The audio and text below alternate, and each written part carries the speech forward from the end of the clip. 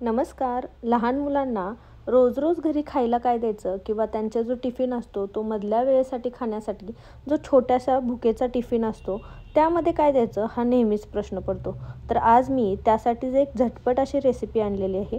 खूप कुरकुरीत अशी ही रेसिपी बनते. छान असे हे खारे शंकरपाळे किंवा याला तुम्ही नमकीनही अगदी कुरकुरीत बनतात. बाहेरचे जे चिप्स कुरकुरे मिळतात त्यापेक्षा घरच्या घरी असे चटपटीत पदार्थ तुम्हीही बनवू शकता. चला तर मग वेळ न घालवता ते घरच्या घरी कसे बनवायचे ते पाहूयात.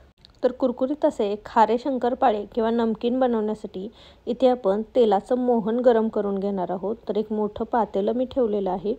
तेल गरम करून घ्यायचं आहे. साधारण अर्ध फुलपात्र मी इथे तेल घेतलेलं आहे. आपण 1 किलो मैद्याच्या प्रमाणात बनवणार आहोत. त्यासाठी मी अर्ध फुलपात्र तेल घेतलेलं आहे.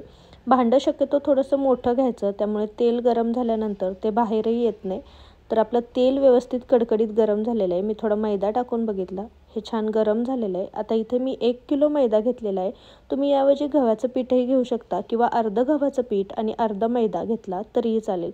थोडंसं मी इथे आळं केलेलं आणि यामध्ये हे कडकडीत तेलाचं मोहन आपण घातलेलं आहे. आता तेल गरम आहे त्यामुळे चमच्याच्या साहाय्याने आधी आपण हे व्यवस्थित मिक्स करून घेणार आहोत. चमच्याने हे व्यवस्थित तेल जे आहे ते आपण सगळ्या मैद्याला लावण्याचा प्रयत्न करणार आहोत. आता यामध्ये मी ओवा घालते. तर साधारण 3 मोठे चमचे ओवा मी या हातावरती छान चुरून घातलेला आहे. ओव्यामुळे या नमकीनला खूप छान फ्लेवर येतो आणि पचनासाठीही ओवा महत्त्वाचा असतो. तर आता इथे चवीनुसार मी मीठ घातलेलं आहे. साधारण 1.5 मोठा चमचा मी इथे मीठ घातलेलं आहे. आता ओवा आणि मीठ व्यवस्थित आपण या मैद्यासोबत मिक्स करणार आहोत. सोबतच आपण घातलेलं तेलाचं मोहन आहे ते थंड झालेलं आहे. त्यामुळं हे व्यवस्थित सगळ्या मैद्याला मोहन मिक्स करून घेणार आहोत. तर मोहन व्यवस्थित मिक्स झालं आहे का नाही हे कळण्यासाठी आपण या पिठाचे थोडेसे असे मुटके करून बघणार आहोत. जर मुटके व्यवस्थित बांधले जात असतील तर लक्षात घ्यायचं की मोहन व्यवस्थित लागले आणि तेलाच्या मोहनाचं प्रमाणही व्यवस्थित आहे. तर आता हे व्यवस्थित आपण सगळं मिक्स करून घेतलं की थोडं थोडं पाणी घालून आपण हे छान पीठ मळून घेणार आहोत. तर आता आपलं मैद्याचं प्रमाण जास्त आहे त्यामुळे आपण थोडं थोडं पाणी घालून छोटे छोटे गोळे करून घेणार आहोत. एकदम हा सगळा मैदा मळता येणार नाही आहे. तर इथे मी छोटे छोटे थोडे थोडे पाणी घालून गोळे करून घेतलेले आहेत आणि छोट्या छोट्या गोळ्यांमधून मळून घेतलेलं आहे. तर आता आपल्याला हे पीठ जे आहे ते आपण पुरीला जसं मळतो घट्टसर तसं मळायचं आहे. अगदी पातळ करायचं नाही आहे आणि लाटता येईल इतकं घट्टसर आपल्याला हे पीठ मळायचं आहे. तर इथे आपला सगळा पिठाचा गोळा छान मळून झालेला आहे. तुम्ही पाहू शकता व्यवस्थित हा मी मळून घेतलेला आहे.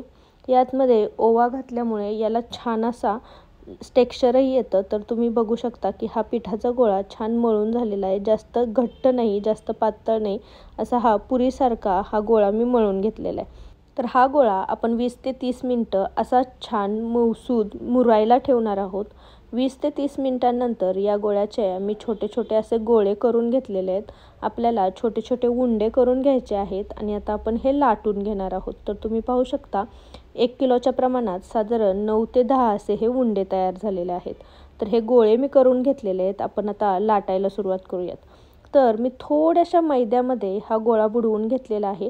तेलाचं मोहन लावल्यामुळे हा गोळा शक्यतो आपल्या ज्या पोळपाट लाटण्याला चिकटत नाही, पण अगदी थोडासा हात लावून घेतलेला आहे. तर आपल्याला हा व्यवस्थित असा हा गोळा लाटून घ्यायचा आहे. जास्त जाड ठेवायचा नाही, अगदी पातळसर हा लाटून घ्यायचा आहे. जाड ठेवला तर तो पुरीसारखा फुगेल आणि मग मऊ पडेल. आपण जेवढा होईल तेवढा हा पातळसर लाटून घेणार आहोत. त्यामुळे जे आपले नमकीन आहेत खारे शंकरपाळे आहेत ते छान कुरकुरीत होणार आहेत. तर हा गोळा मी व्यवस्थित असा हा सगळ्या बाजूंनी छान पातळसर लाटून घेतलेला आहे. तुम्ही पाहू शकता मस्त असा हा पातळसर झालेला आहे. तर व्यवस्थित असा हा पातळसर लाटून घेतला की आपण हा आता कट करून घेणार आहोत. तर हे कट करताना आपण नेहमी बनवतो तसे शंकरपाळीसारख्या आकारात तुम्ही कट करून घेऊ शकता किंवा कापण्यांसारख्या मोठ्या आकारात कट करून घेऊ शकता किंवा बाहेर जे त्रिकोणी शेपमध्ये जे चिप्स मिळतात तुमच्या मुलांना त्या आकार आवडत असतील तर तुम्ही तशा आकारामध्येही कट करून घेऊ शकता. तर इथे मी सिंपल आपली जी शंकरपाळी कट करतो तशा चौकोनी आकारामध्ये मी कट करून घेतलेलं आहे. तर हे व्यवस्थित कट मारून घ्यायचे.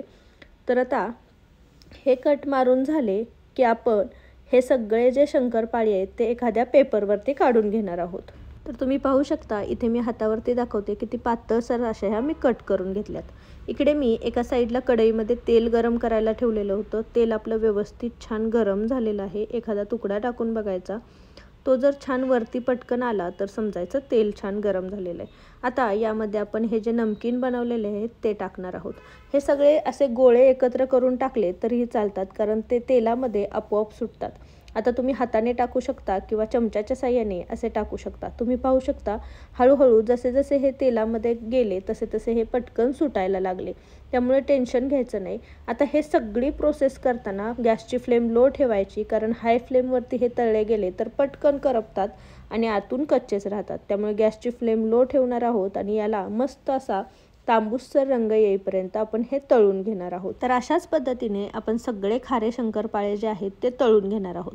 आता हे खारे शंकरपाळे तुम्ही जास्त इंटरेस्टिंग बनवण्यासाठी हे तळून झाले की यावरती पटकन तुम्ही पेरी पेरी मसाला, चाट मसाला किंवा लाल तिखट तुमच्या आवडीनुसार टाकू शकता. त्यामुळेही हे अजून जास्त चटपटीत बनतात आणि मुलं आवडीने खातात. तर याला छान असा गोल्डन रंग आलेला आहे आणि मी हे आता शंकरपाळे जे आहेत ते काढून घेत आहे. यातलं सगळं तेल निथळून घ्यायचं. असं मोठे एक झारा घेतलेला आहे आणि यामध्ये ह्या सगळ्या काढून घेतलेल्या आहेत. याला किती सुंदर कलर आला आहे तुम्ही पाहू शकता. तर अशाच पद्धतीनं सगळे आपण जे खारे शंकरपाळे आहेत हे तळून घेतलेले आहेत. अगदी कुरकुरीत होतात. बाहेरचे जे चिप्स कुरकुरे आहेत ते मुलांना खायची इच्छा होत असेल तर तुम्ही असे हे खारे शंकरपाळे घरच्या घरी बनवू शकता. त्यामुळे ते बाहेरच्या गोष्टी जास्तीत जास्त टाळतील. तर अशा पद्धतीने हे खारे शंकरपाळे तुम्हीही एकदा बनवून पहा. कसे झालेले मला माझ्या कमेंट बॉक्समध्ये नक्की सांगा. रेसिपी जर आवडली असेल तर रेसिपीला एक लाईक नक्की करा आणि तुमच्या फॅमिली आणि फ्रेंड्ससोबत याची लिंक जास्तीत जास्त शेअर करा. तुम्ही जर माझ्या चॅनलवर नवीन असाल तर चॅनलला नक्की सबस्क्राईब करा आणि जवळचे बेल आयकॉनही दाबा. त्याने माझ्या चॅनलवरच्या नवीन नवीन रेसिपींचं नोटिफिकेशन तुम्हाला मिळत राहतील. तर पुन्हा भेटू अशीच एक चटपटीत रेसिपी घेऊन. तोपर्यंत थँक्यू.